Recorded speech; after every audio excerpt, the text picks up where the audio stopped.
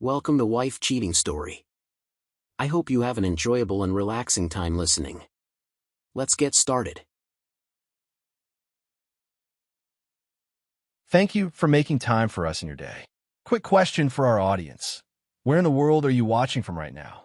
We're always curious. Now, let's dive into today's story. Chapter 1. Foundations of Sand. Wade Harmon had built his life on precision and calculation. At 42, he had transformed from a hardscrabble kid from rural Montana to one of the most respected structural engineers in Phoenix. His company, Cornerstone Engineering, had designed half the new skyline, and his reputation for delivering impossible projects on impossible deadlines had made him a wealthy man. On this particular Thursday evening, Wade sat in his home office, reviewing the final plans for the Meridian Tower project. The glass walls of his workspace offered a panoramic view of the Camelback Mountains, bathed in the amber glow of sunset. 15 years ago, he couldn't have dreamed of owning this modernist masterpiece nestled in Paradise Valley. Back then, he'd been sleeping on a pull-out couch in a studio apartment, working 18-hour days to build his business. That was when he'd met Tessa Galloway.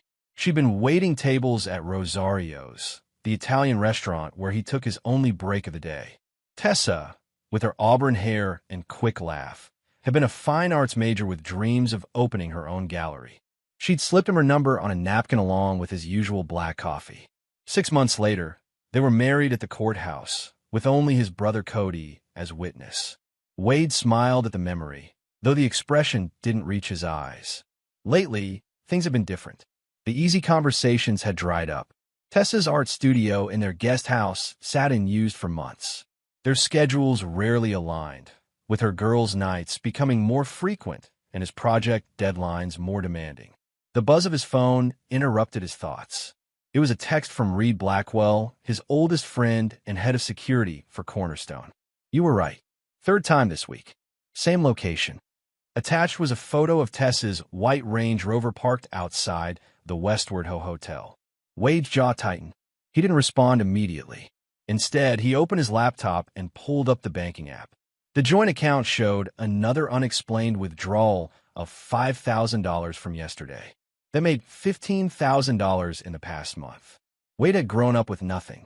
His father had walked out when he was 8, leaving his mother to raise him and Cody on a teacher's salary.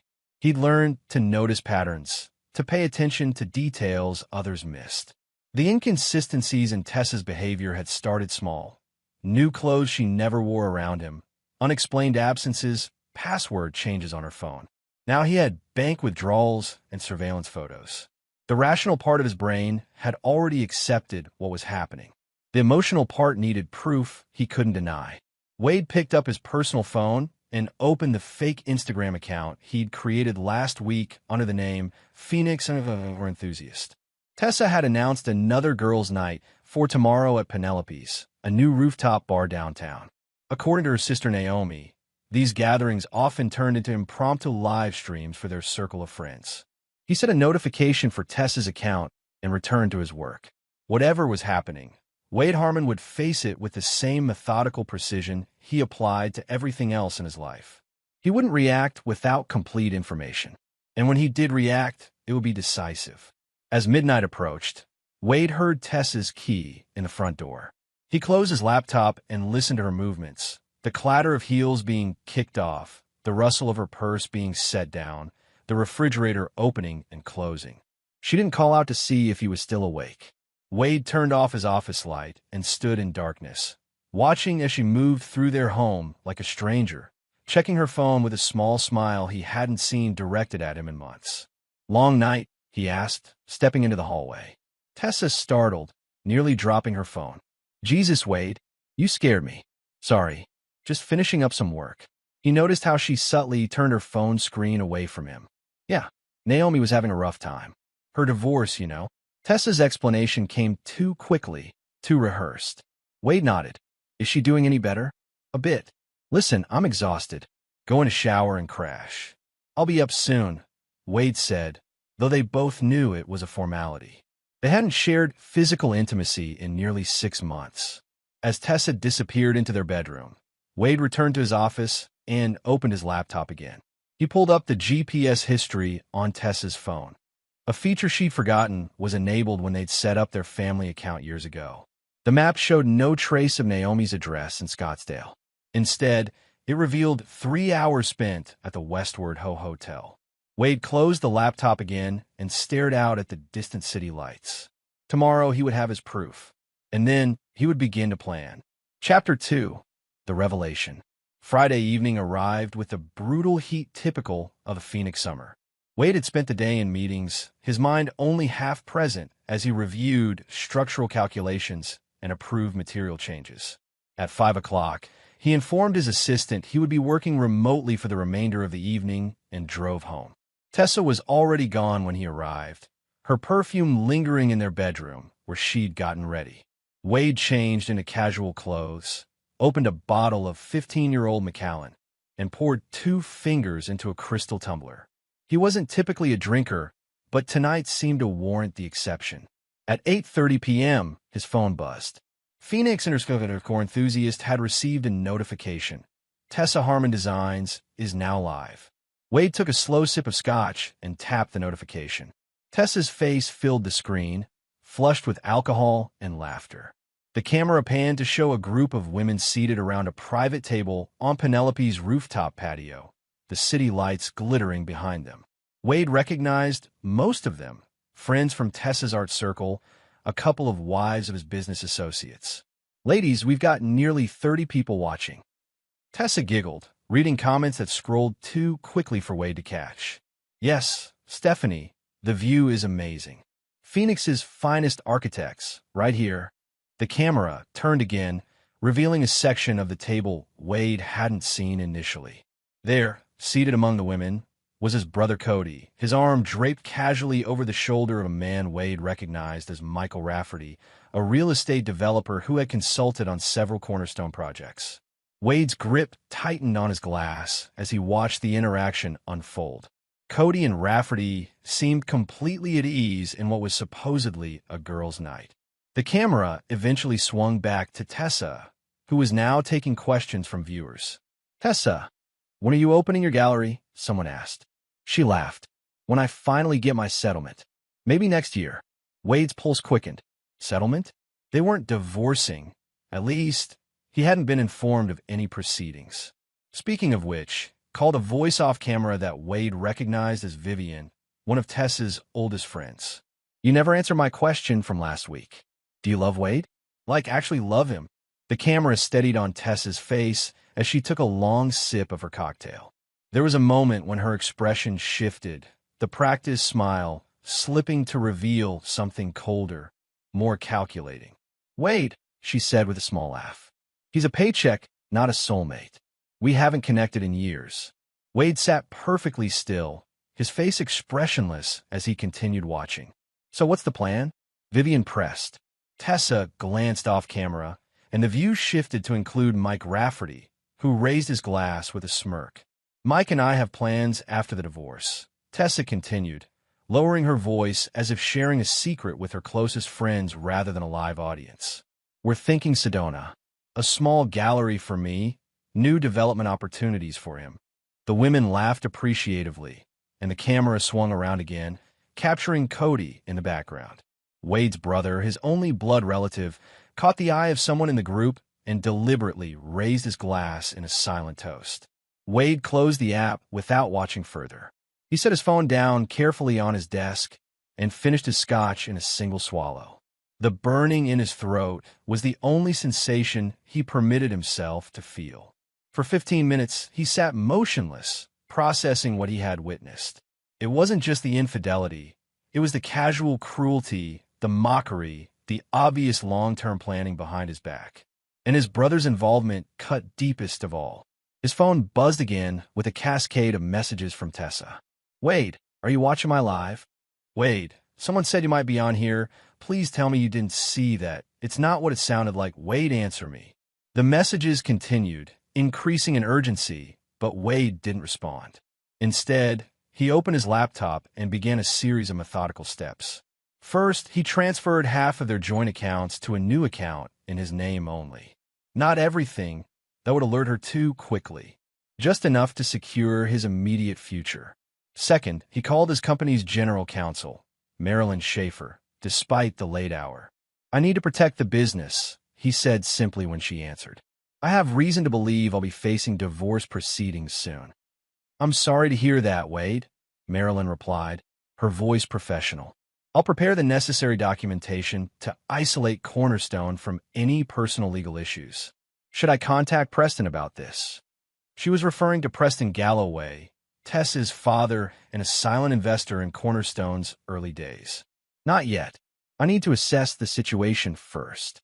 After ending the call, Wade opened a new document and began typing, creating a timeline of events, noting every inconsistency and unexplained absence from the past year. He worked with the same precision he applied to structural calculations, mapping out the architecture of his marriage's collapse.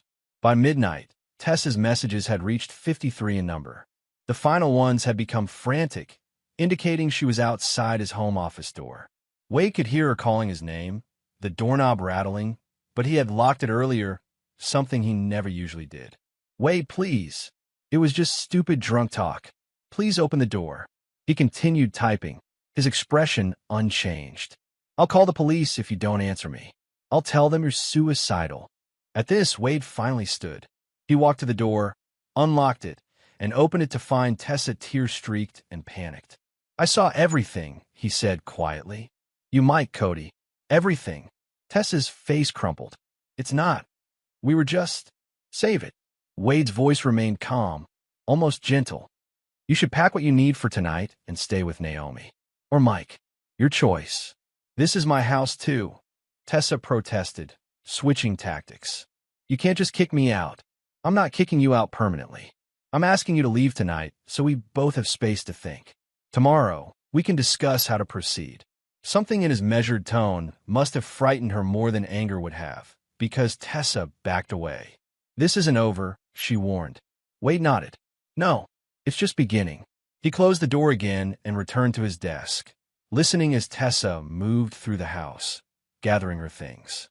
When he heard her car start and the garage door close, he opened a new browser tab and began researching divorce attorneys in Phoenix, specifically those with reputations for handling high-asset cases with ruthless efficiency. The betrayal he had witnessed tonight was not just about infidelity. It was about identity. For 15 years, he had been Wade Harmon, Tessa's husband, Cody's brother, the dependable provider. Now he would need to become someone else, someone capable of calculating not just loads and stresses in buildings, but in human relationships. Someone who could dismantle the false structures around him and rebuild on truth, no matter how painful. Chapter 3, Tactical Retreat. The weekend passed in a blur of legal consultations and strategic planning. Wade met with 3 different divorce attorneys before selecting Dominic Vega, a former prosecutor known for his meticulousness and discretion. By Sunday evening, he had secured his financial assets, documented the evidence of Tessa's infidelity, and begun preparations for what he knew would be a protracted battle. Throughout this time, Tessa had continued her barrage of messages, alternating between tearful apologies, angry accusations, and manipulative appeals to their history together. She had returned to the house twice, once with Naomi in tow as emotional support, and once alone, pounding on the door at 2 a.m., clearly intoxicated. Wade had not engaged. Monday morning found him in his downtown office earlier than usual, reviewing the Meridian Tower blueprints with forced concentration. His assistant, Loretta, brought in coffee and hovered uncertainly by his desk. "Is everything all right, Mr. Harmon?" she asked. "You've been in since 5 a.m. Wade looked up. Loretta had been with him for 12 years. She had helped plan his anniversary surprises for Tessa, had sent flowers when his mother died. She deserved more than evasion. "Tessa and I are separating," he said simply. "It's going to get complicated. I may need to adjust some meetings in the coming weeks." Loretta's eyes widened slightly, but her professionalism held. "I'm very sorry to hear that. Should I remove Mrs. Harmon from the company holiday party list?" Wade almost smiled at the practical question. "Yes, that would be appropriate. And Loretta, if my brother calls or comes by, I'm unavailable indefinitely." "Understood." She hesitated. "And Mr. Rafferty's team?" They're scheduled for the quarterly review on Wednesday. Cancel it. Cite scheduling conflicts. We'll work with Anderson Group on Meridian instead. After Loretta left, Wade opened his personal email to find a message from Preston Galloway, Tessa's father. The subject line read simply, "We should talk." Wade considered ignoring it, but Preston had been more than an investor in Cornerstone's early days. He had been a mentor when Wade was struggling to establish himself in Phoenix's competitive construction landscape. The older man had seen something in the determined engineer from Montana, something worth backing when banks had turned him away. He picked up his phone and dialed Preston's number. "Wade." Preston's voice was grave. "I assume you know why I'm calling." "Tessa told you her version of events," Wade replied, keeping his tone neutral. "She says you've locked her out of the house and frozen all the accounts. She says you're punishing her for one indiscreet comment at a girls' night." Wade closed his eyes briefly. "Did she mention that this indiscreet comment involved her plans to divorce me and start a new life with Mike Rafferty in Sedona? Or that my brother was present, apparently supporting this arrangement?" There was a long silence before Preston spoke again. "No, she left those details out. I thought she might have." Wade's grip on the phone tightened. "Preston, I respect you enormously. You took a chance on me when no one else would. But I need you to understand that I have evidence of a long-term affair, unexplained withdrawals from our joint accounts totaling over $50,000 in the past 6 months, and a coordinated plan to blindside me with divorce proceedings once certain business arrangements were in place." Another silence, longer this time.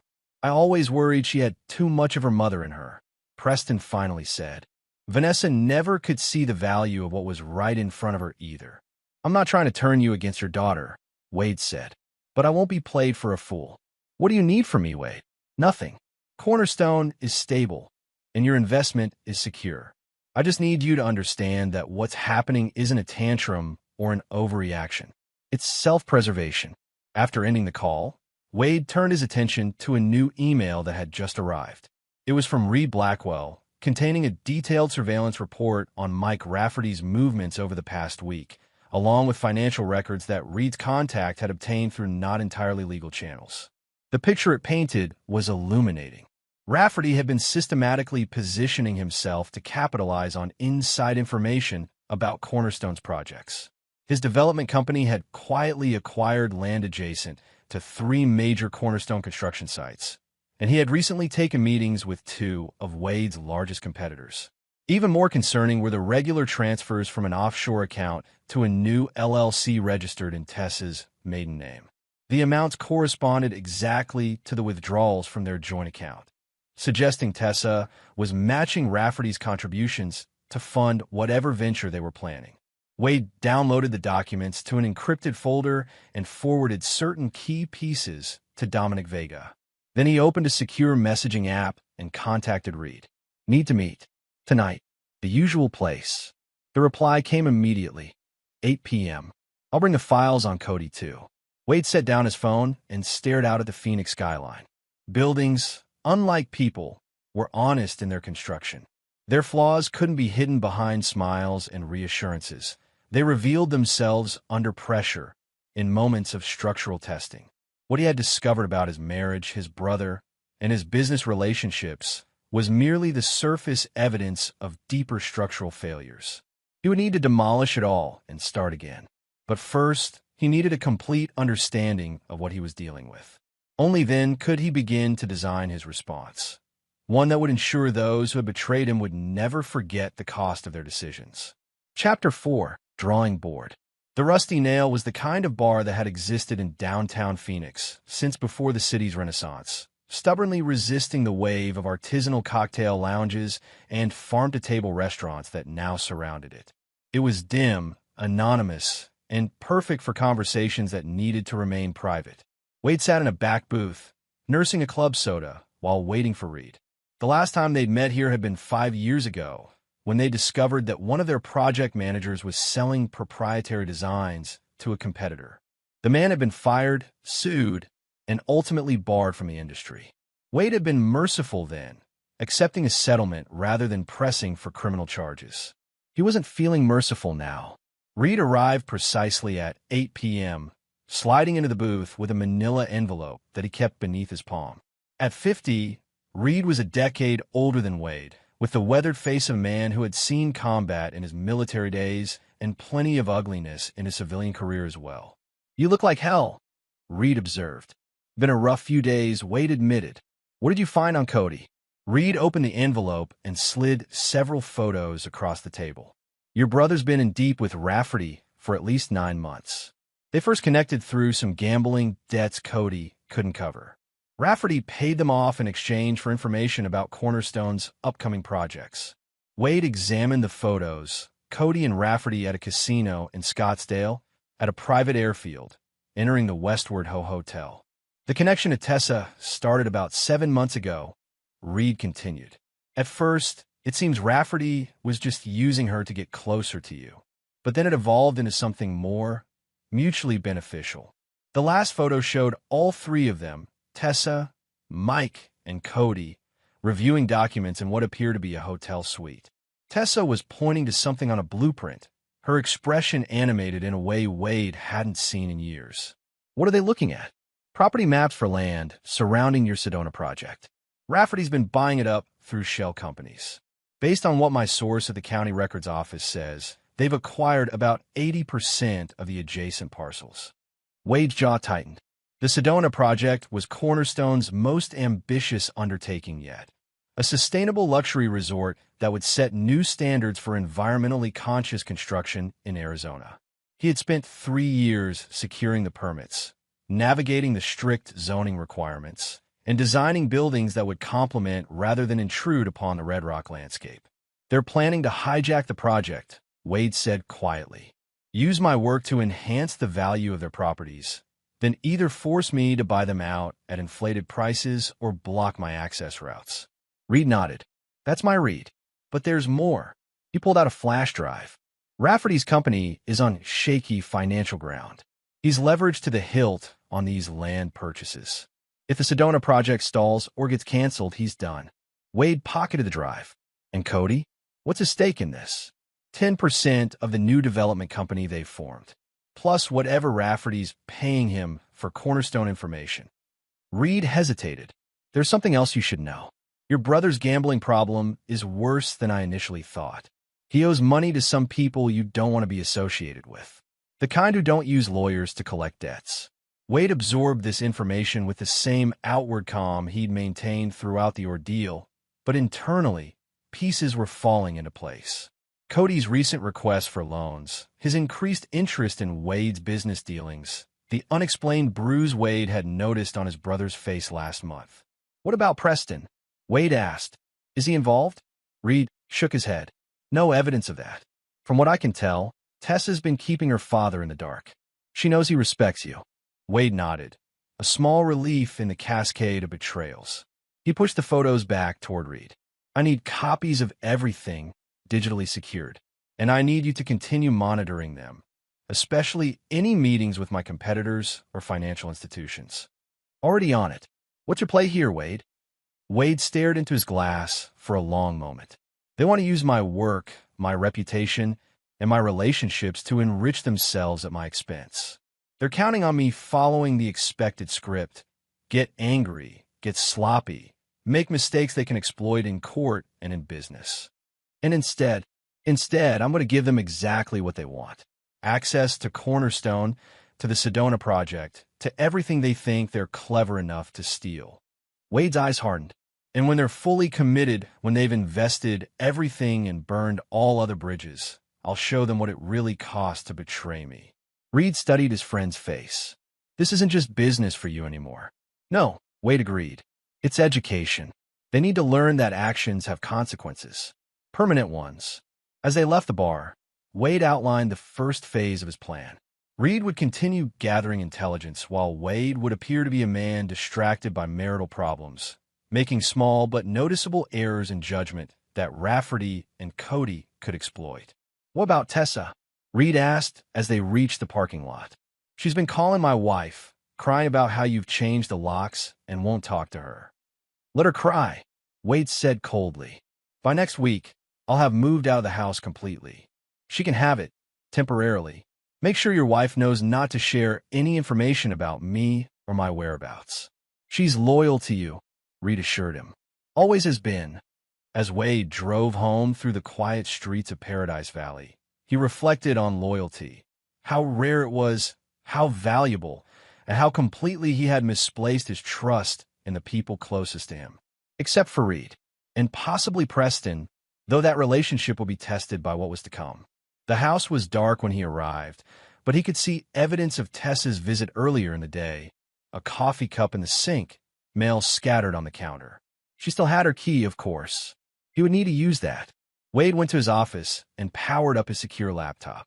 He accessed the home security system and reviewed the footage from when Tessa had been there. As he suspected, she had gone straight to his office, trying unsuccessfully to access his computer. She had then made a phone call, speaking in hushed tones. Wade turned up the volume. He's got everything locked down, Tessa was saying. I can't get into his files. No, I don't think he suspects the full plan yet. Yes, I'm still meeting with the attorney tomorrow. Don't worry. He'll be reasonable once the initial shock wears off. Wade hates conflict. Yes, I'll call Cody and tell him to keep his distance for now. Wade smiled without humor. How little they knew him, despite all their years together. Wade didn't hate conflict.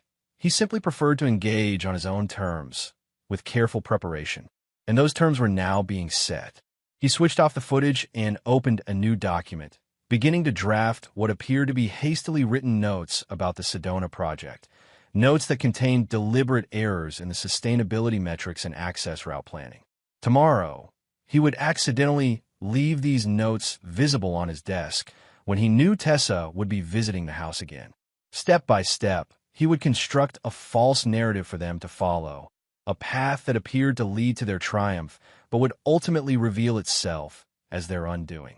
Like any good structural engineer, Wade understood that the most devastating collapses came not from obvious flaws, but from subtle weaknesses that remained hidden until the critical moment of failure. Chapter 5. Foundation Work. 2 weeks passed in a carefully orchestrated dance of apparent vulnerability and strategic errors. Wade moved into a minimalist apartment in downtown Phoenix, leaving the Paradise Valley house to Tessa. On the surface, he appeared to be a man struggling to cope with the implosion of his marriage, canceling meetings, arriving late to job sites, making small but noticeable errors in project specifications. In reality, every misstep was calculated. Each forgotten document, each careless conversation overheard by Cody's contacts within Cornerstone was designed to feed a specific narrative to his betrayers. On this particular morning, Wade sat across from Dominic Vega in the attorney's sleek downtown office, reviewing the latest developments in what was becoming a contentious divorce proceeding. Tessa's counsel is pushing hard for temporary spousal support at $30,000 monthly, Vega reported, sliding a document across the desk. They're claiming she sacrificed her career for your success and deserved to maintain her current lifestyle during proceedings. Wade scanned the petition, noting Tessa's convenient omission of the fact that her sacrificed art career had been generously funded by him for years, with a fully equipped studio, gallery connections, and marketing support that had yielded minimal results. What's your recommendation? He asked. Offer $15,000 with strict conditions about property usage and bill payments. It's generous enough to make you look reasonable to the court, but restrictive enough to frustrate her.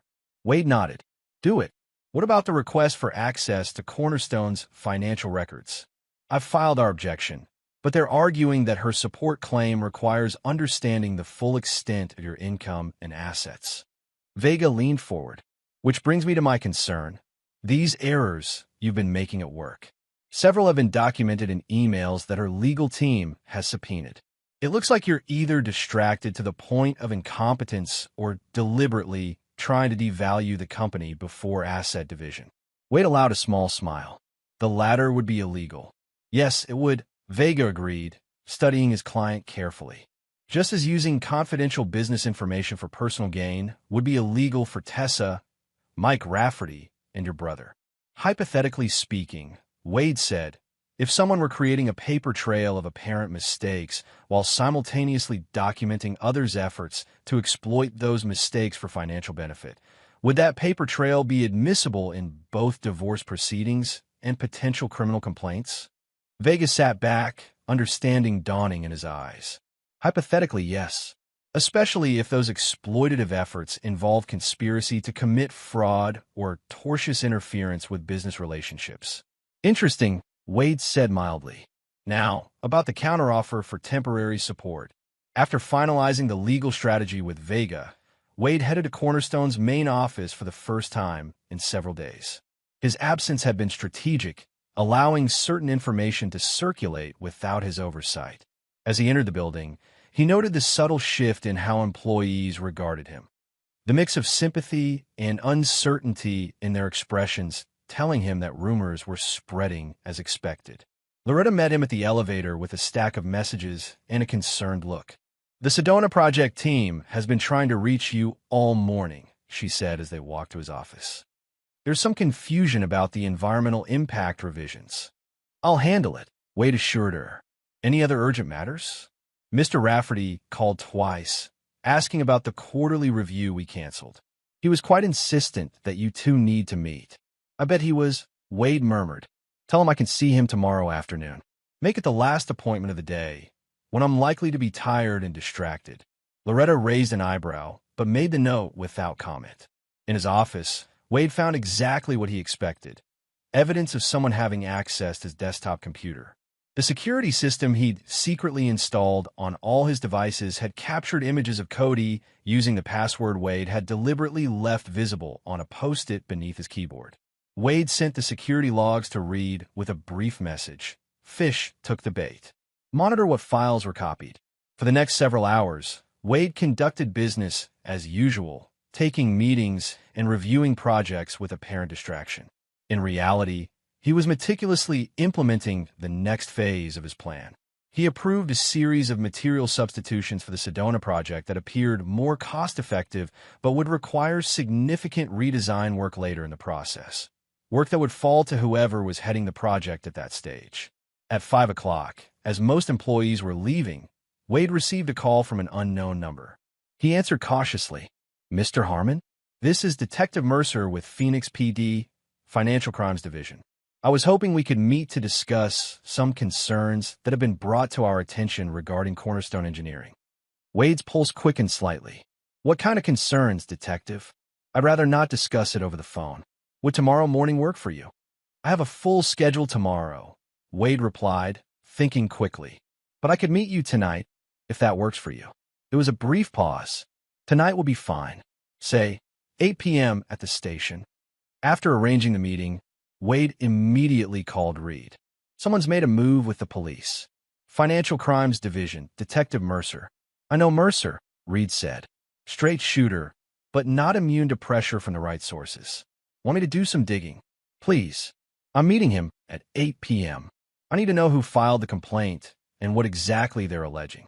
While waiting for Reed's information, Wade drove to a small diner near the police station, one he knew was popular with law enforcement. He took a booth with a clear view of the entrance and ordered coffee. Just as his cup was being refilled, his phone vibrated with a text from Reed. "Complaint filed by Rafferty yesterday, alleging you're deliberately sabotaging Cornerstone to reduce value before divorce. Claims to have insider information from concerned employee. Guess who? Mercer's legitimate, but preliminary investigation only."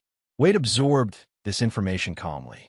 So they were accelerating their timeline, trying to get him removed from Cornerstone's leadership before the Sedona project reached its critical phase.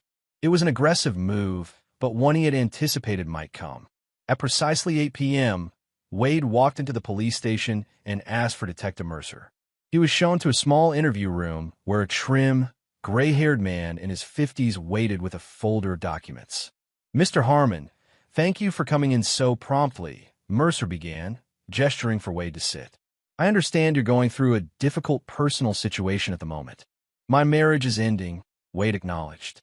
"But my business is solid, Detective, which is why I'm concerned about whatever allegations have prompted this meeting." Mercer nodded, opening the folder. "We've received information suggesting that you may be deliberately introducing errors into Cornerstone projects, particularly the Sedona development, to devalue the company before asset division in your divorce. That will be financially self-destructive, Wade pointed out. Cornerstone is my life's work. People sometimes make irrational decisions during emotional crises, Mercer replied. The complaint includes specific examples of recent errors in material specifications and environmental compliance documents. Wade leaned forward. Detective, may I ask who filed this complaint? You know I can't reveal that. You don't have to, Wade said. It's Michael Rafferty, isn't it? Working with information provided by my brother, Cody Harmon. Mercer's slight change in expression confirmed Wade's statement. What makes you say that? Instead of answering directly, Wade removed a flash drive from his pocket and placed it on the table.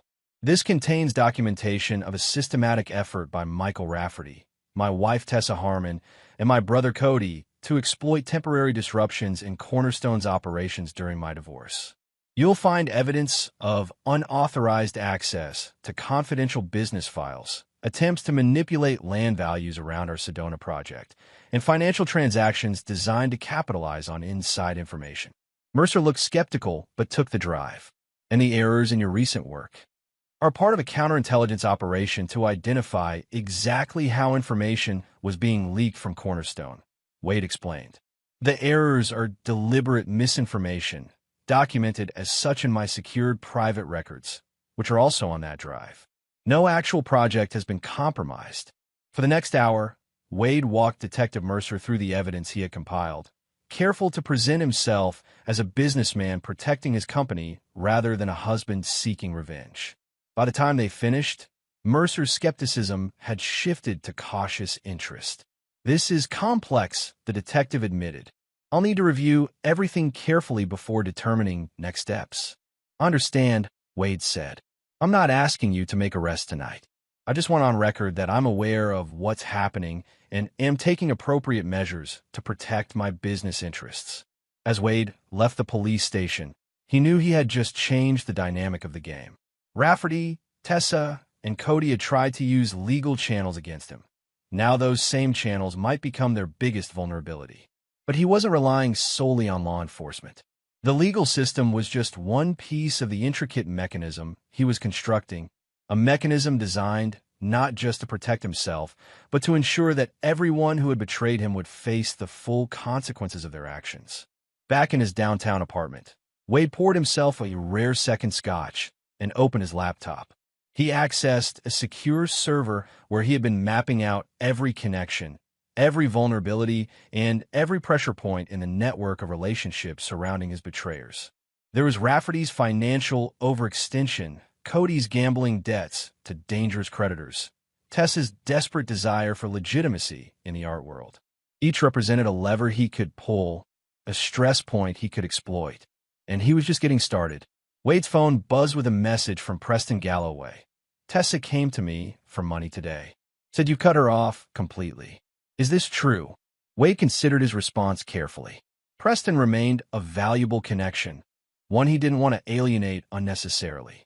She has access to $15,000 monthly for expenses, approved by both our attorneys. The house and her car are fully paid for. What she doesn't have is unlimited access to funds for her side ventures with Rafferty. Preston's reply came quickly. She didn't mention that first part. Claimed you were trying to financially abuse her. I didn't give her anything. Trust is earned in our family. Wade smiled grimly. I appreciate your discretion. Things will become clearer soon. Setting down his phone, Wade returned to his planning. The pieces were moving into place. Tomorrow's meeting with Rafferty would accelerate the process, setting in motion the final phase of his response to their betrayal. In the structural failure of buildings, there was often a point of no return, a moment when the accumulated stresses became irreversible, when collapse was no longer preventable but simply awaited the final triggering event. Wade was methodically guiding his betrayers toward that point, one calculated step at a time. Chapter 6, Pressure Test. The meeting with Mike Rafferty was set for 5:30 p.m. in Wade's office. Wade deliberately arrived 15 minutes late, his appearance slightly disheveled, a coffee stain visible on his otherwise immaculate shirt cuff. The image of a man unraveling was essential to the next phase of his plan. Rafferty waited in the reception area, scrolling through his phone with practiced nonchalance. At 45, he cultivated the look of a younger man, designer suits, carefully maintained physique, the kind of artificial tan that never faded regardless of season. He stood as Wade approached, extending his hand with a smile that didn't reach his eyes. "Wade, thanks for making time. I was beginning to think you were avoiding me." Wade accepted the handshake, noting the excessive pressure Rafferty applied. A small man's power play. "Mike, sorry about the delays. It's been a challenging period." He led Rafferty to his office, deliberately leaving the door ajar. Let him think Wade was careless, unaware of the need for privacy. "I heard about you and Tessa," Rafferty said as they sat down, his tone conveying rehearsed sympathy. "Tough break. Marriage is a minefield, isn't it?" "Sometimes the explosives are right where you least expect them," Wade agreed, watching Rafferty's face carefully. "But we're not here to discuss my personal life. You wanted to talk about the quarterly review." Rafferty launched into a prepared speech about the successful collaborations between his development company and Cornerstone, the potential for future projects, and his particular interest in the Sedona development. Wade allowed his attention to appear to drift periodically, shuffling papers and checking his phone, all while observing Rafferty's growing confidence. "The thing is," Rafferty eventually said, leaning forward conspirationally, "I've heard there might be some regulatory hurdles with the Sedona project. Environmental compliance issues that could cause delays." "Where did you hear that?" Wade asked, his tone mild but his eyes sharp. Rafferty shrugged. "People talk. Construction communities small. But I might have a solution. My company has acquired some adjacent properties that could serve as alternative access points. Might help expedite approvals if you're running into problems with the current plan." "That's quite a coincidence," Wade remarked. "You just happen to buy land that might solve problems you just happen to hear about." "Call it forward thinking," Rafferty smirked. "I've always believed in being prepared for opportunities." Wade allowed a long silence, letting Rafferty grow uncomfortable. Finally, he sighed heavily. "Look, Mike, I'm going to be straight with you. Cornerstone is facing some challenges right now. The divorce is complicated. Tessa's demands are substantial." "I can imagine," Rafferty murmured, poorly concealing his interest. "The Sedona project is particularly vulnerable," Wade continued, lowering his voice as if sharing a confidence. "You're right about the environmental issues. There are some serious flaws in the sustainability metrics that weren't caught in the initial review. If they come to light during construction." He let the implication hang in the air. Rafferty leaned closer, barely able to contain his excitement. "That would be unfortunate. Delays, penalties, possibly even project cancellation." "Worst-case scenario, yes," Wade agreed, "which is why I might be interested in discussing those adjacent properties. As a contingency plan." For the next half hour, they engaged in a careful dance. Rafferty probing for specifics about the project's vulnerabilities, Wade revealing just enough to seem desperate, but not enough to show his hand. By the time Rafferty left, arrangements had been made for a more detailed discussion the following week, including a site visit to Sedona. As soon as Rafferty's car pulled away from Cornerstone's parking lot, Wade closed his office door and accessed the recording system he'd activated before the meeting. He isolated the key segments where Rafferty had essentially admitted to using insider information for personal gain, then encrypted the file and sent it to both Dominic Vega and Detective Mercer. His phone rang almost immediately. It was Reed. "Rafferty just called Cody," Reed reported.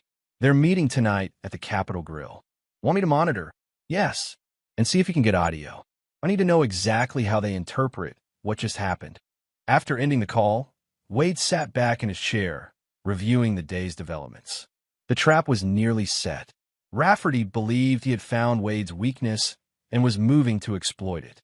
Cody and Tessa would soon be brought fully into what they thought was their moment of triumph. But before that could happen, Wade needed to accelerate certain other elements of his plan.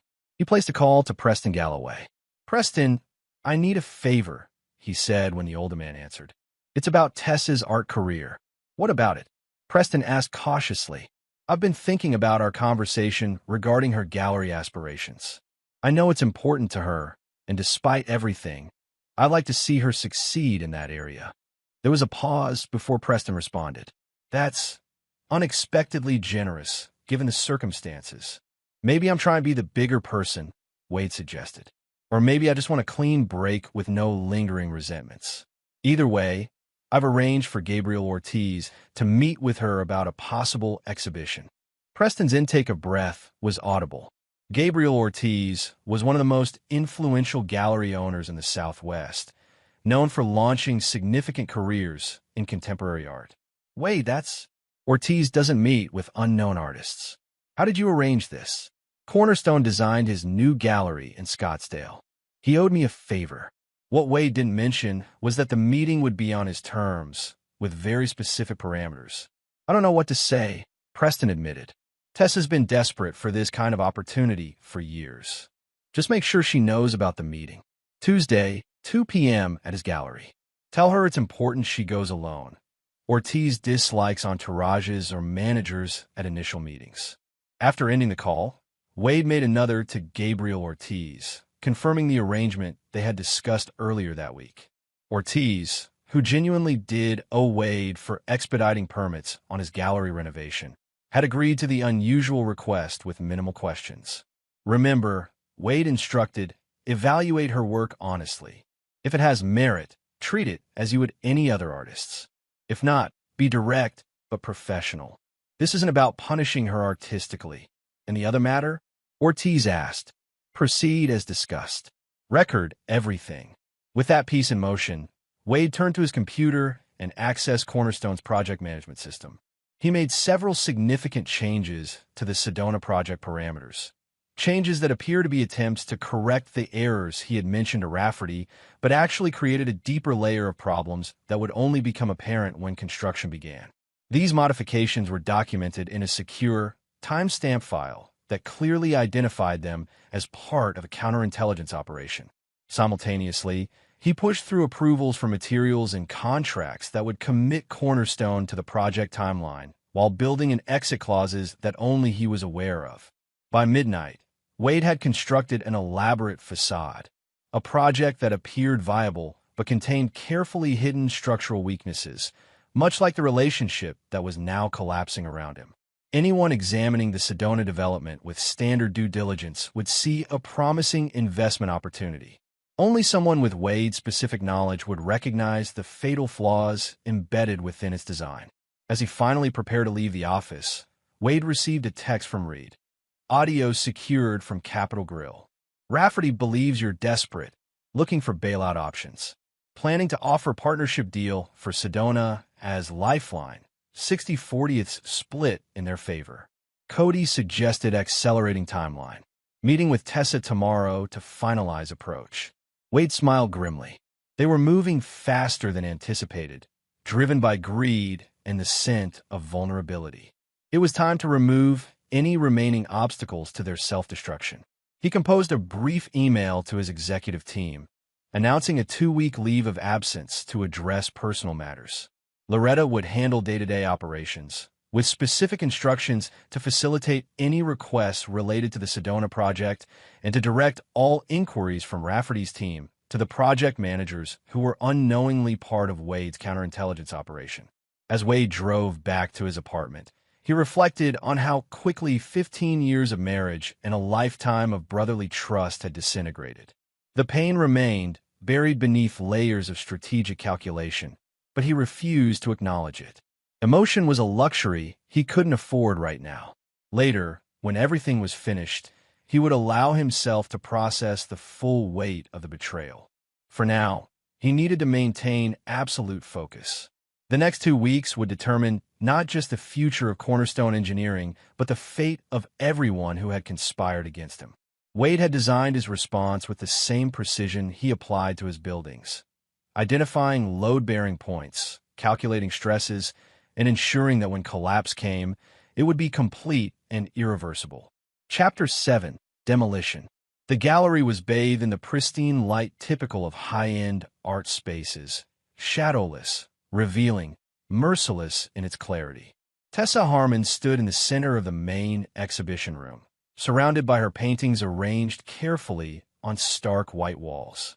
Gabriel Ortiz circled slowly, studying each piece with the measured consideration of a man who had built his reputation on discovering authentic talent. Wade watched through the security feed Ortiz had granted him access to, observing his wife's nervous anticipation from the privacy of his downtown apartment. She looked different today, hair styled conservatively, wearing a simple black dress that projected artistic seriousness. This was Tessa, the aspiring professional, not Tessa, the socialite wife, or Tessa, the scheming betrayer. "Your technique is competent," Ortiz finally said, stopping before a large abstract canvas dominated by swirls of crimson and gold. "You have good instinct for color relationships." Tessa's face brightened. "Thank you. I've been working on this series for nearly 3 years. However," Ortiz continued, his tone measured, "I don't see a distinctive vision here. These pieces reflect influences, Rothko, Mitchell, some Diebenkorn, but they don't speak with your own voice." The hope in Tessa's expression faltered. "I'm still developing my personal style. Many artists start by." "You're not a beginner," Ortiz interrupted gently. "According to your CV, you've been painting seriously for over a decade. By now, there should be something uniquely yours emerging." Wade watched as Tessa struggled to maintain her composure, caught between defensiveness and desperation for approval. This was the conversation she had both craved and feared throughout their marriage. Honest professional assessment rather than the polite encouragement of friends or the purchased praise of paid consultants. "Mr. Ortiz," she finally said, straightening her shoulders, "I appreciate your frankness. What would it take for you to consider representing me? I'm willing to develop in whatever direction you think would be marketable." Ortiz raised an eyebrow. "Art isn't about marketability, Mrs. Harmon. It's about necessity. The artist's necessity to express something only they can express. I don't sense that urgency in your work." "Please," Tessa said, her voice dropping. "This opportunity means everything to me. My husband, my ex-husband, he's trying to destroy everything I've worked for. This gallery would be my independence." Ortiz studied her for a long moment. "Interesting. When we scheduled this meeting, I was told you believe your husband was supporting your artistic aspirations." Tessa hesitated, clearly recalibrating her approach. "It's complicated. Wade did support me, financially, but emotionally, he never really believed in my talent. This divorce is my chance to prove myself. By leveraging his connections to advance your career?" Ortiz asked mildly. The color rose in Tessa's cheeks. "That's not fair. I've earned this opportunity." "Have you?" Ortiz gestured to the paintings. "These works show technical skill but lack emotional resonance or conceptual depth. They're decorative, Mrs. Harmon. Pleasant but forgettable." The brutal assessment hung in the air between them. Wade could see Tessa processing the implications, not just for this particular opportunity, but for the narrative she had constructed about her sacrificed artistic career. "Let me be direct," Ortiz continued. "I agreed to this meeting as a professional courtesy to Wade Harmon, whose firm has done exceptional work for my galleries. I reviewed your portfolio in advance and found it commercially adequate but artistically derivative. I took this meeting to confirm that impression in person." "Wade arranged this?" Tessa asked, her voice suddenly sharp.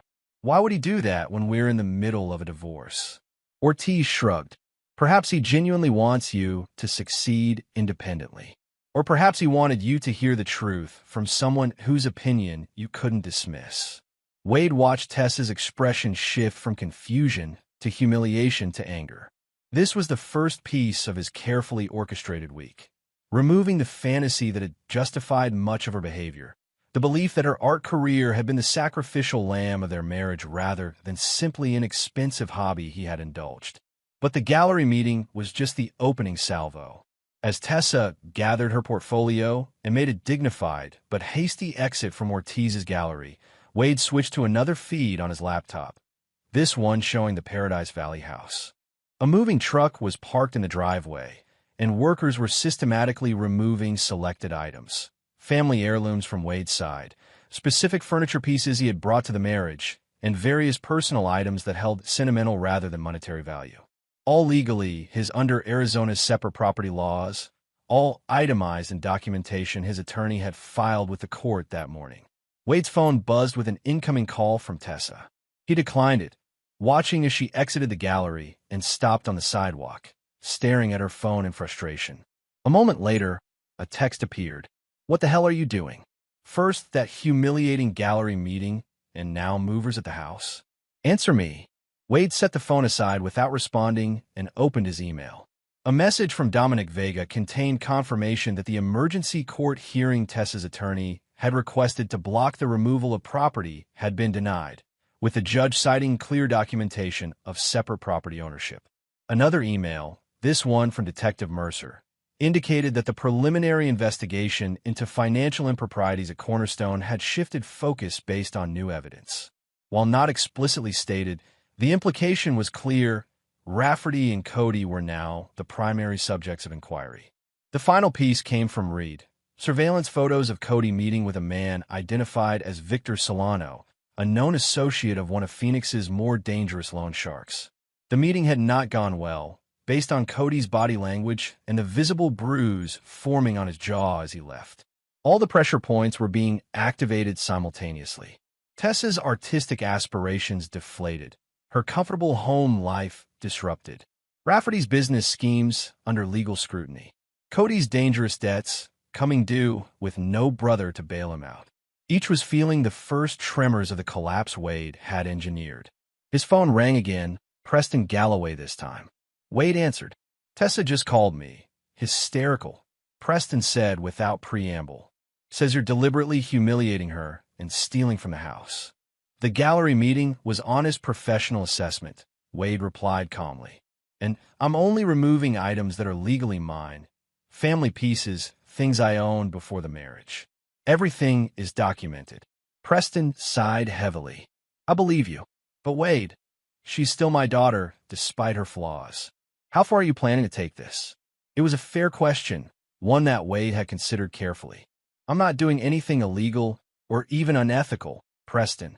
I'm simply ensuring that actions have consequences. Tessa, Mike, and Cody conspired to use me, to take what I've built. They need to understand what that really costs. And what about afterwards? What happens when you've made your point?" Wade stared out his apartment window at the Phoenix skyline. "I rebuild. Without them." After ending the call, Wade returned to monitoring the various feeds. By late afternoon, everything was proceeding as planned. The movers had finished at the house. Tessa had returned home to find her key no longer worked. Another legal maneuver Vega had executed, citing security concerns about unauthorized visitors given the valuable separate property remaining inside. Wade's personal phone had accumulated 37 missed calls and messages from Tessa, Cody, and even Mike Rafferty. His professional email contained an urgent request from Rafferty for tomorrow's site visit to Sedona to be moved up to today. Desperation was setting in exactly as he had anticipated. At precisely 7 p.m., Wade finally responded to Rafferty with a brief email. "Can't do today. Meet tomorrow at Cornerstone, 8 a.m. We'll drive to site together, bringing contracts for preliminary discussion." The response came within minutes. "See you at 8. Looking forward to working together on this." Wade smiled thinly. Rafferty believed he was closing in on victory, that Wade was capitulating under personal and professional pressure. The reality would become clear soon enough. As night fell, Wade drove to a secure storage facility where he had been keeping copies of all evidence and documentation related to his counterintelligence operation. He added today's recordings and updated the timeline of events, ensuring that everything was properly organized for what would come next. On his way back to the apartment, he passed the Paradise Valley house and saw Tessa's car in the driveway, along with another he recognized as belonging to Naomi, her sister. Through the windows, he could see them in animated conversation, Tessa gesturing frantically while Naomi appeared to be trying to calm her. For a brief moment, Wade felt a flicker of the connection they had once shared. 15 years of shared history, dreams, and intimacy. But the moment passed quickly, replaced by the cold certainty that the woman he had married existed only in his memory. The real Tessa had revealed herself on that live stream, planning her escape while mocking what they had built together. Back at his apartment, Wade made final preparations for tomorrow's meeting. He reviewed the modified Sedona project plans one last time, ensuring that the false vulnerabilities were convincing while the true exit strategy remained concealed.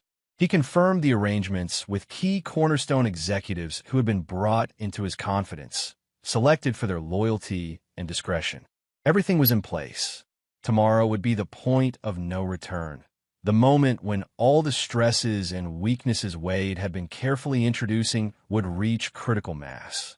The resulting collapse would be spectacular, irreversible, and entirely of their own making. As he finally prepared for sleep, Wade's phone chimed with one last message from Tessa. "Whatever you think you're doing, it won't work. You're not as clever as you think, Wade. You never were." He read it twice, noting the desperate bravado behind the words. Then he turned off the phone without replying and closed his eyes, sleeping soundly for the first time since the night of the live stream. Chapter 8. Implosion. The morning dawned clear and hot, typical for Phoenix in late summer. Wade arrived at Cornerstone's offices at 7:30 a.m., allowing himself time to ensure everything was in place before Rafferty's arrival. Loretta met him with coffee and a concerned expression. "Are you sure about today?" she asked quietly. "Once this starts, it can't be stopped," Wade finished for her. "Yes, I'm sure. Everyone knows their role." Loretta nodded. "The project team is prepared. Legal is standing by, and Mr. Vega will be here at 9:30 as requested." "Perfect." Wade took the coffee and headed to his office. "When Rafferty arrives, show him in immediately." At precisely 8 a.m., Mike Rafferty walked through Cornerstone's glass doors, dressed in what Wade recognized as his power negotiation outfit: custom navy suit, subtle red tie, Italian shoes. The confidence in his stride suggested a man who believed he held all the cards. "Wade." Rafferty greeted him with false warmth. "Appreciate you making time for this. I think today's going to be productive for both of us." "I certainly hope so," Wade replied, gesturing to the chair across from his desk. "Before we head to Sedona, I wanted to discuss terms." Rafferty settled into the chair, briefcase balanced on his knees. "I'm all ears. I brought some preliminary proposals for the partnership structure we discussed." "Partnership," Wade repeated, as if considering the word for the first time. "That's an interesting choice of terminology, given the circumstances." A flicker of uncertainty crossed Rafferty's face. "What do you mean?" Instead of answering directly, Wade pressed a button on his desk phone. "Loretta, could you ask the Sedona team to join us now?" Within moments, the office door opened to admit 4 people. Cornerstone's chief financial officer, the lead architect for the Sedona project, the company's environmental compliance officer, and a woman Rafferty didn't recognize. Wade introduced them each by name, ending with, "And this is Special Agent Claudia Torres, FBI Financial Crimes Division." The color drained from Rafferty's face. "FBI? What is this, Wade?" "This," Wade said calmly, "is the consequence of attempting to manipulate confidential business information for personal gain, conspiracy to commit fraud, and tortious interference with business relationships."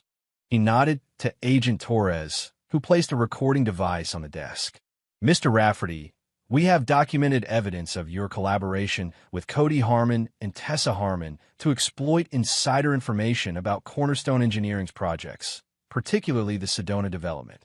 "That's ridiculous," Rafferty protested, but his voice lacked conviction. "I've done nothing illegal."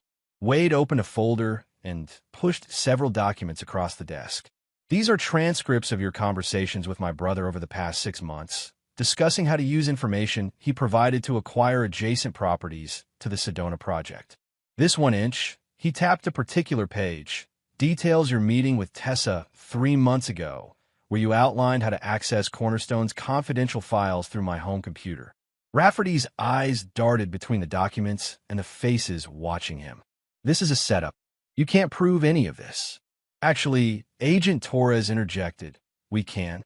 Mr. Harmon has been conducting a counterintelligence operation with the knowledge of law enforcement for the past month.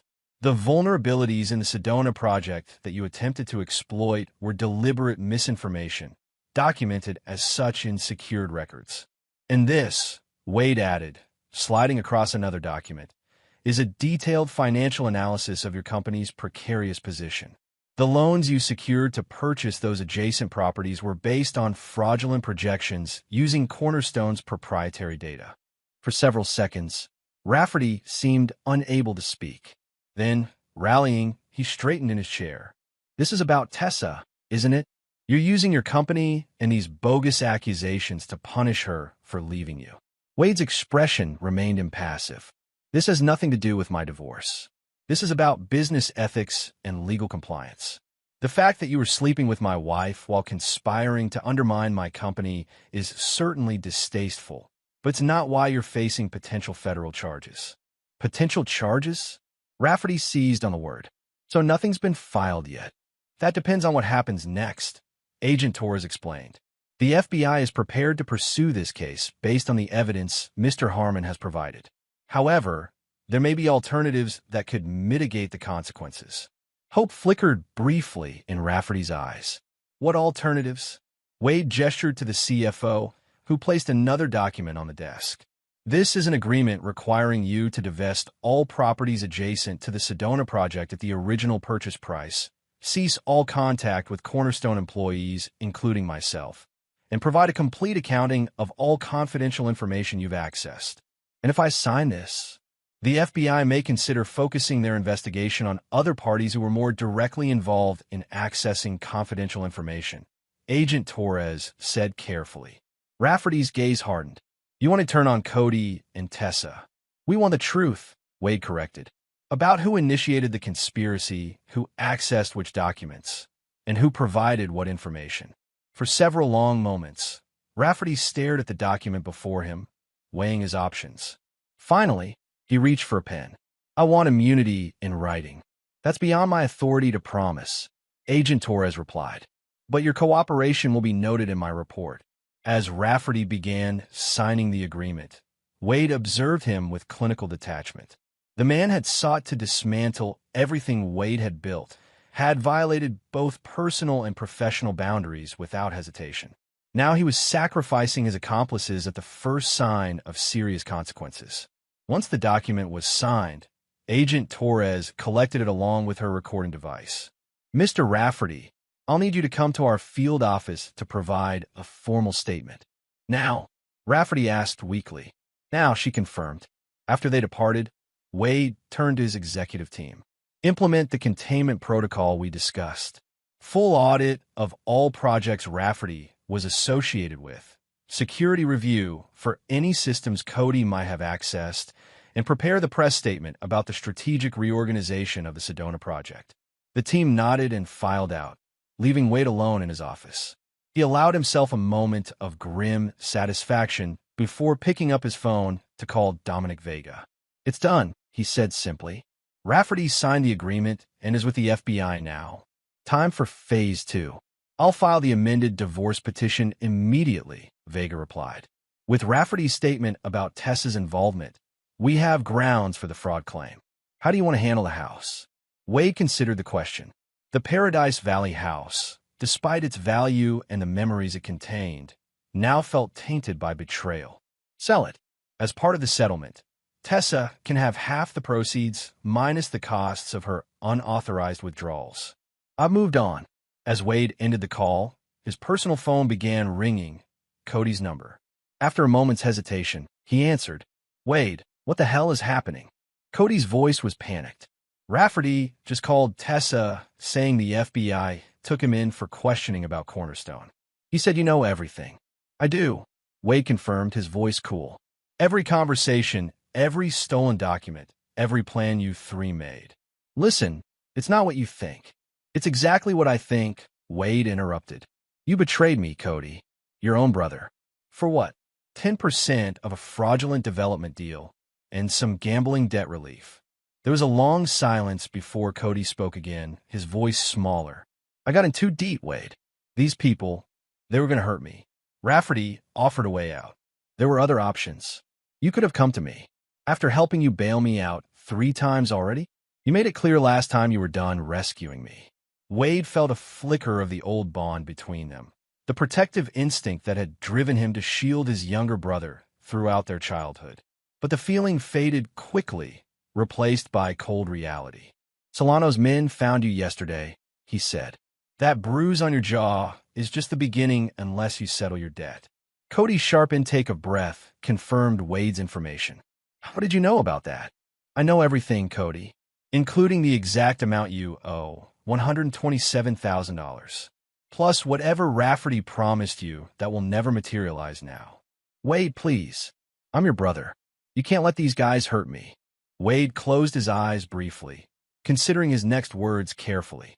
There's an envelope in your mailbox. Inside is a cashier's check for $127,000 made out to Victor Solano. It will clear the debt completely, with his agreement that they won't contact you again. Thank you, Cody breathed, relief palpable in his voice. I swear, Wade, I'll make this up to you. No, you won't. Wade cut him off. Because after you pay Solano, you're going to pack whatever you can carry and leave Phoenix. Today, the check comes with conditions, which are detailed in the accompanying letter. The most important one is that you never contact me again. What? You can't be serious. I've never been more serious, Wade said, each word precise and final. You're my blood, so I won't let them break your legs or worse. But you're dead to me, Cody. The brother I trusted no longer exists. Wade, goodbye, Cody. Wade ended the call and blocked the number. The severing of their lifelong connection brought a dull ache, but no regret. Family was supposed to be the foundation upon which everything else was built. Cody had undermined that foundation beyond repair. The next call came sooner than expected. Tessa, her voice shrill with panic. What have you done? The FBI just left here with a search warrant. They're following evidence of conspiracy and fraud, Wade replied matter-of-factly. Your involvement with Rafferty's scheme to exploit Cornerstone's confidential information has consequences, Tessa. It wasn't my idea, she protested. Mike approached me after he found out I was unhappy in the marriage. He said he could help me become independent, have my own gallery. Stop lying, Wade said quietly. I have recordings of you discussing how to access my computer while I was traveling. I have documentation of you transferring funds from our joint account to the LLC you created with Rafferty. I have a live stream where you called me a paycheck, not a soulmate, and outlined your plans for after the divorce. There was a moment of stunned silence before Tessa's voice returned, now cold with fury. You planned all of this. The gallery meeting, the house lockout, Rafferty's arrest. It was all some elaborate revenge scheme. I simply ensured that actions had consequences, Wade corrected. My attorney will contact yours with amended divorce terms reflecting the new circumstances. Given the evidence of financial fraud, I suggest you accept whatever is offered. Or what? Tessa challenged. Or face criminal charges alongside Rafferty. Agent Torres is particularly interested in the transfers from our joint account. The threat hung in the air between them. Finally, Tessa spoke, her voice barely above a whisper. I never thought you could be this cold. You never really knew me, Wade replied. Just like I never really knew you. Goodbye, Tessa. As the call ended, Wade felt not triumph, but a weary resolution. The structures he had believed in, his marriage, his family bonds, his business partnerships, had been compromised beyond repair. All that remained was to complete the demolition and begin again on solid ground. His phone buzzed with a text from Reed. Cody just left his apartment with 2 suitcases, headed to the airport according to the tracker on his car. At least his brother had the sense to follow instructions. Wade sent back a brief acknowledgement before turning to his computer to check the final elements of his plan.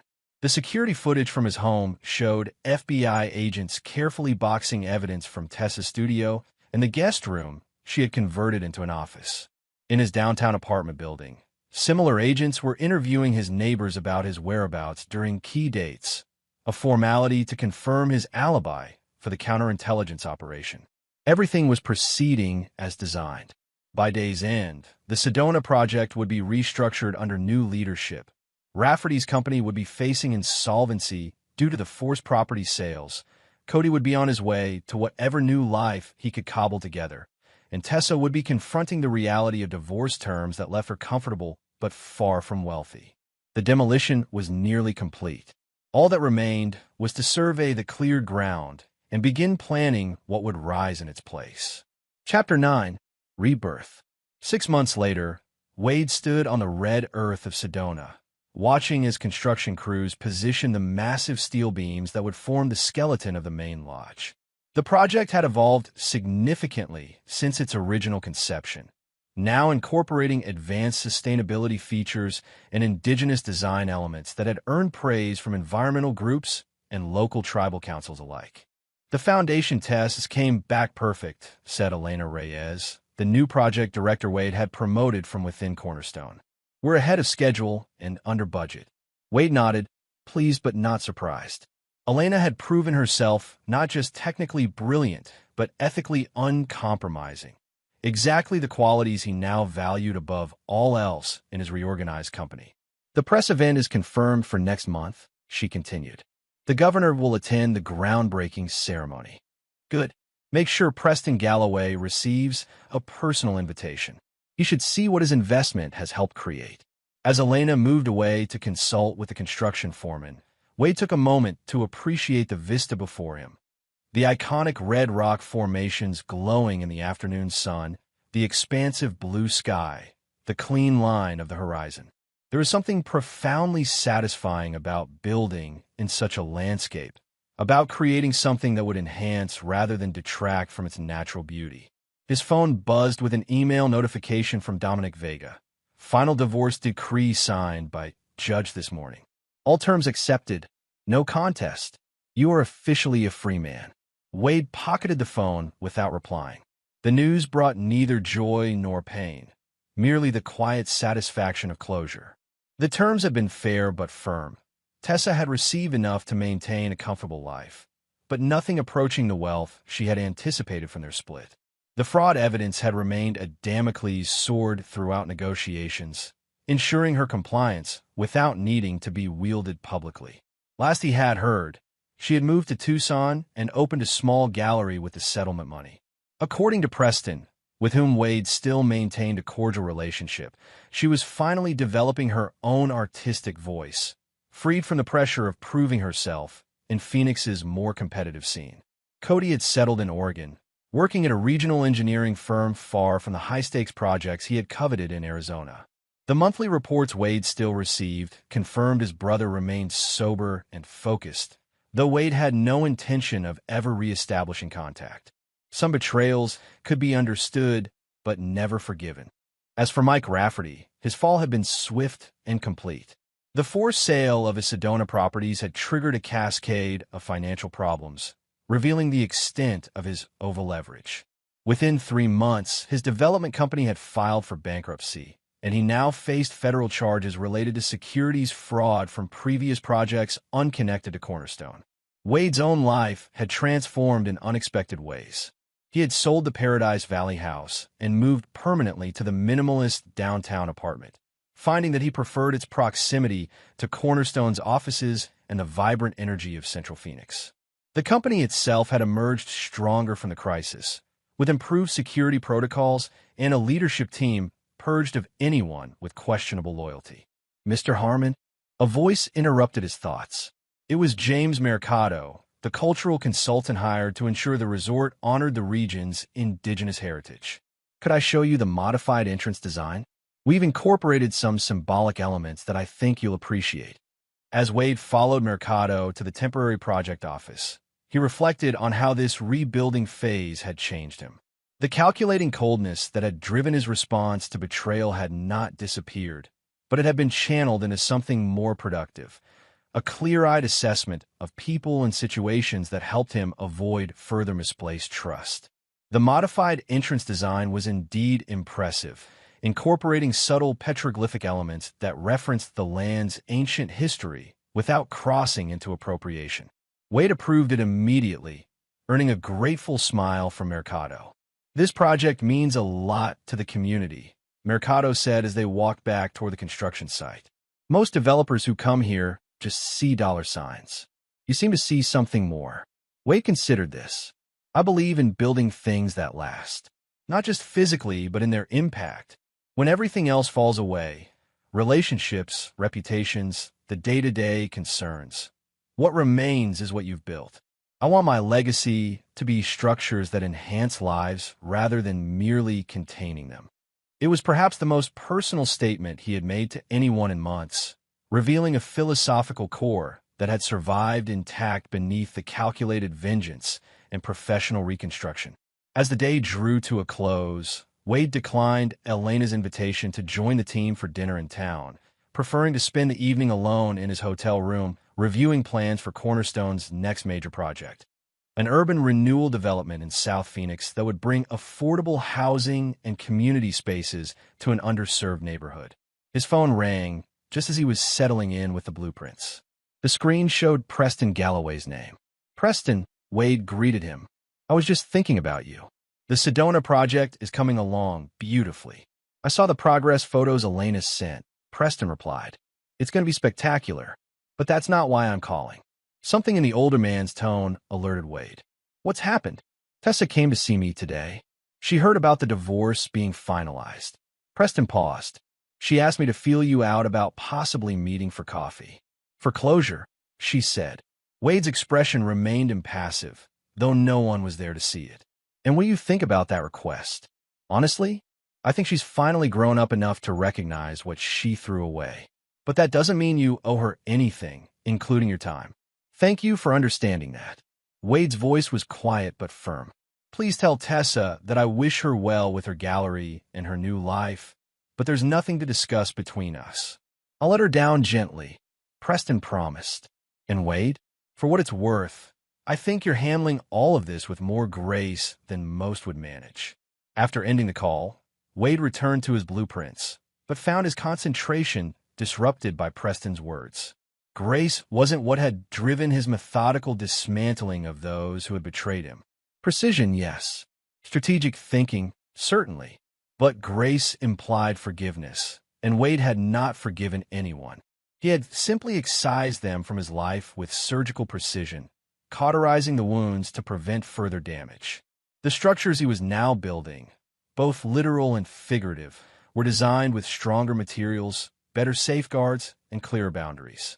Never again would he allow his foundation to be compromised by those he trusted. As night fell over Sedona, casting the red rocks in deepening shadows, Wade stepped onto his hotel room balcony and gazed at the stars emerging in the clear desert sky. The universe continued its expansive journey regardless of human dramas. Buildings rose and fell. Relationships formed and dissolved. What mattered was integrity. In structures, in business, in self. He had maintained his, even in vengeance.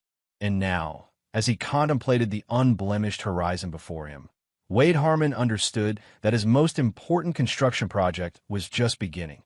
The architecture of a life rebuilt on his own terms, answerable to no one but himself, designed to withstand whatever pressures the future might bring. The betrayal that had nearly destroyed him had instead revealed his true strength.